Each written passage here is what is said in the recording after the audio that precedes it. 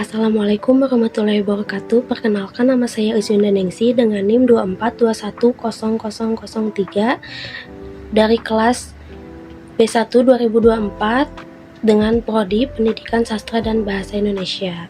Pada kesempatan kali ini saya akan mempresentasikan hasil telaah buku yang saya baca, yaitu judulnya Dahsyatnya Otak Bawah Sadar Efektivitas Hipnosis dalam Menulis Cerpen, dengan mata kuliah genre teks yang diampu oleh Ibu Dr. Mimin Sahmini SSMPD.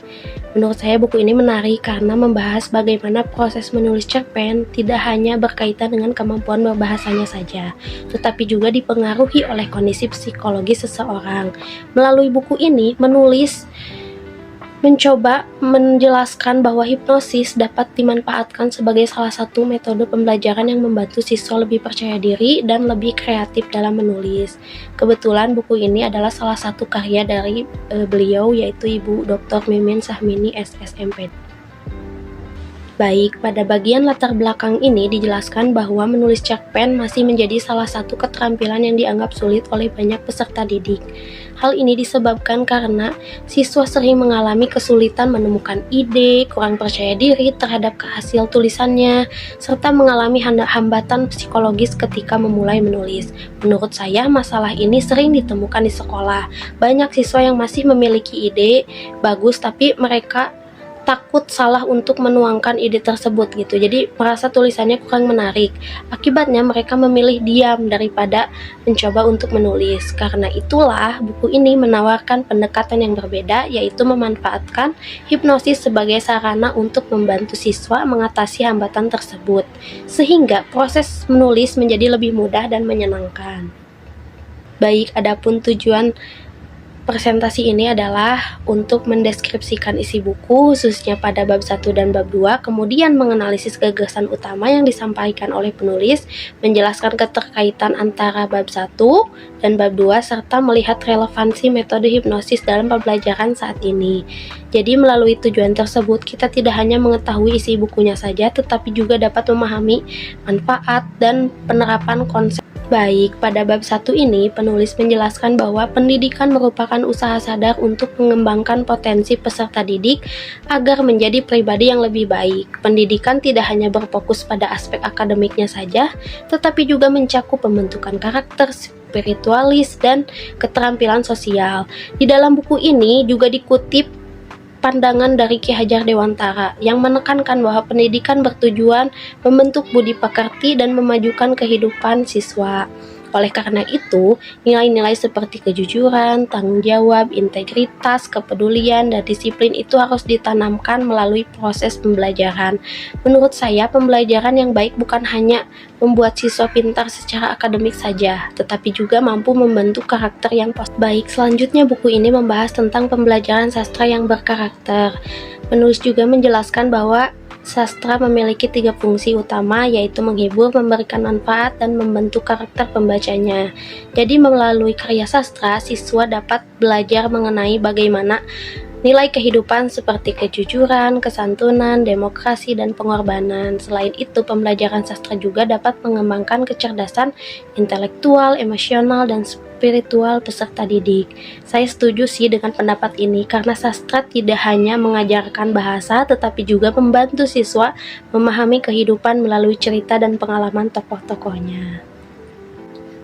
Baik, pada bagian ini dijelaskan bahwa tahapan dalam menulis cerpen mulai dari mengembangkan ide, mengolah ide, memulai penulisan, mengedit, merevisi, serta mempublikasikan karya. Namun dalam praktiknya banyak siswa mengalami hambatan seperti rasa malas, kebiasaan menunda pekerjaan, kurang percaya diri, dan mental block. Mental block itu adalah kondisi seseorang di mana tidak kayak buntu gitu, tidak mendapatkan ide. Terkadang sudah ada ide tapi stuck gitu, tidak bisa menuangkan idenya tersebut. Jadi untuk mengatasi hal tersebut, penulis menyarankan agar siswa meningkatkan motivasi diri, memperbanyak membaca, dan membiasakan diri berlatih menulis. Menurut saya, latihan yang konsisten merupakan kunci utama untuk meningkatkan kemampuan menulis. Nah, di sini memasuki bab 2, dijelaskan mengenai hipnosis. Penulis menjelaskan bahwa hipnosis didefinisikan sebagai kondisi rileks yang membuat seseorang lebih mudah menerima sugesti positif. Di dalam dunia pendidikan, hipnosis tidak digunakan untuk mengendalikan seseorang, melainkan membantu meningkatkan motivasi belajar, mengurangi kecemasan, dan membangun potensi diri peserta didik. Hal ini menunjukkan bahwa hipnosis menjadi salah satu alternatif pendekatan psikologis yang mendukung proses pembelajaran. Nah, di sini ada mitos dan fakta dari hipnosis tersebut. Banyak masyarakat yang masih memiliki pemahaman keliru mengenai hipnosis. Sebagian orang menganggap hipnosis itu adalah ilmu gaib atau sesuatu yang membuat seseorang kehilangan kesadaran sepenuhnya. Padahal, faktanya hipnosis merupakan metode ilmiah yang didasarkan oleh psikologi dan neurologi. Jadi, seseorang yang berada dalam kondisi hipnosis tetap memiliki kesadaran dan kontrol terhadap dirinya sendiri. Bagian ini sih penting menurut saya, karena membantu pembaca memahami hipnosis secara objektif dan ilmiah. Baik, di sini ada penerapan hipnosis dalam pembelajaran. Di sini dijelaskan bahwa penerapan hipnosis dalam pembelajaran yaitu langkah pertamanya adalah menciptakan suasana kelas yang nyaman. Setelah itu, guru melakukan relaksasi ringan dan memberikan sugesti positif pada siswa. Selanjutnya, siswa diajak melakukan visualisasi ide cerita sebelum mulai menulis cerpen. Contohnya, sugesti positif yang diberikan adalah menulis itu menyenangkan dan mudah, serta ide kreatif mengalir dengan lancar. Menurut saya, sugesti positif seperti ini dapat membantu meningkatkan rasa percaya diri siswa sehingga mereka lebih berani menuangkan ide mereka ke dalam sebuah tulisan. Baik, di sini berdasarkan hasil analisis saya, buku ini memiliki beberapa kelebihan, yaitu pembahasannya menarik karena menggabungkan pendidikan, sastra, dan psikologi dalam satu kajian. Dan buku ini juga menawarkan solusi yang cukup inovatif untuk mengatasi hambatan menulis yang sering dialami oleh siswa. Namun demikian, buku ini juga terdapat kekurangannya, yaitu penjelasannya mengenai penelitian empiris yang mendukung efektivitas hipnosis masih terbatas sehingga pembaca mungkin membutuhkan referensi tambahan untuk memperkuat pemahamannya. Baik, di sini ada hubungan bab 1 dan bab 2. Jadi, hubungan bab 1 bab 2 ini menurut saya memiliki hubungan yang sangat erat. Jadi ya, bab 1 itu menjelaskan pentingnya pendidikan karakter serta berbagai hambatan yang dialami siswa dalam menulis cerpen. Sedangkan bab 2 ini menawarkan solusi untuk mengatasi hambatan tersebut melalui metode hipnosis. Dengan kata lain, bab 1 dan bab 2 ini menjelaskan. Jadi antara lain bab 1 ini menjelaskan masalahnya gitu. Lalu bab 2 ini menjelaskan solusinya. Jadi ada baik, setelah membaca buku ini, saya memahami bahwa keberhasilan menulis tidak hanya ditentukan oleh kemampuan bahasanya saja, tetapi juga oleh kondisi psikologi seseorang atau pikiran bawah sadar ternyata memiliki pengaruh yang sangat besar terhadap kreativitas dan kepercayaan diri seseorang.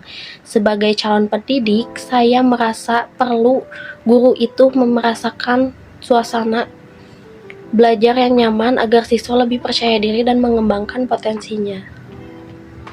Baik, sebagai penutup dapat disimpulkan bahwa pendidikan karakter memiliki peran yang sangat penting dalam pembelajaran sastra. Selain itu, hipnosis dapat menjadi salah satu metode inovatif yang membantu meningkatkan kreativitas, motivasi, dan rasa percaya diri siswa dalam menulis cerpen. Melalui buku ini, kita dapat memahami bahwa pembelajaran yang efektif tidak hanya memperhatikan aspek akademiknya saja, tetapi juga aspek psikologis peserta didik. Sekian presentasi dari saya, mohon maaf apabila ada kekurangan. Terima kasih. Wassalamualaikum warahmatullahi wabarakatuh.